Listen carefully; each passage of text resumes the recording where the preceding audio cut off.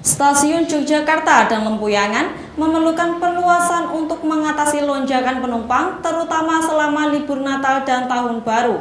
Meningkatnya jumlah wisatawan menjadikan kebutuhan terhadap infrastruktur yang memadai semakin mendesak.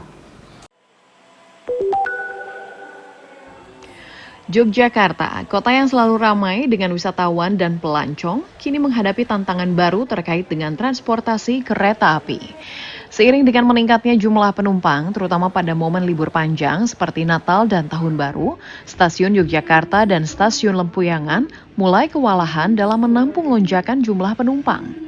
Dalam peninjauan yang dilakukan pada 28 Desember, Agus Pambagio selaku pengamat kebijakan publik menilai bahwa selain stasiun Yogyakarta, stasiun Lempuyangan juga memerlukan perluasan untuk mengakomodasi jumlah penumpang yang terus meningkat setiap tahunnya. Menurutnya, jika perluasan fisik lahan tidak memungkinkan, solusi yang bisa diambil adalah pembangunan stasiun bertingkat seperti yang telah diterapkan di beberapa stasiun besar di kota-kota lain. Maka direncanakan dari sekarang, kali ini short-term ground, jadi harus segera bahas dengan Karsto Dalam. Nah, Karsto Dalam kita mau bikin ini seperti apa, karena nanti ada urusan juga kemungkinan ke seberang itu kompleks KAI dan segala macam. Nah, ini mesti dibereskan. Ya, kita kan punya Kementerian Infrastruktur, ya tentu dia harus turun tangan untuk bisa membereskan ini. Memang rumit, tapi harus dikerjakan, kalau nggak ngejar.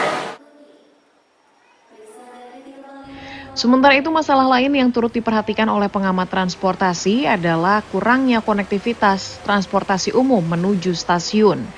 Minimnya akses transportasi umum ini menyebabkan terjadinya kemacetan di sekitar kawasan stasiun, terutama karena banyaknya kendaraan pribadi yang digunakan untuk mengantar calon penumpang. Hal ini menambah beban bagi pengelola transportasi dan menciptakan tantangan tersendiri dalam menciptakan kelancaran arus lalu lintas di kawasan stasiun.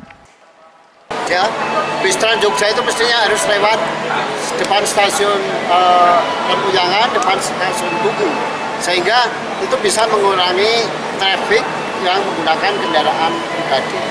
Yang bisa cepat adalah integrasi pelayanan angkutan umumnya, karena kebetulan di Jogja sudah ada Trans Jogja, kurang optimal. Tapi coba kalau diintegrasikan dengan layanan KAI, saya kira bisa optimal.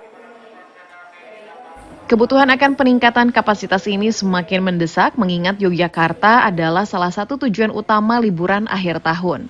PT KAI mencatat bahwa hampir 20.000 penumpang akan menggunakan kereta jarak jauh untuk menuju dan meninggalkan Yogyakarta selama periode liburan ini. Lonjakan penumpang yang signifikan tersebut tentu memerlukan perhatian khusus dalam hal pengelolaan fasilitas stasiun agar operasional kereta api berjalan lancar dan aman. Jadi tujuan nomor pertama itu adalah Jogja, baik Lempuyangan ataupun Tugu.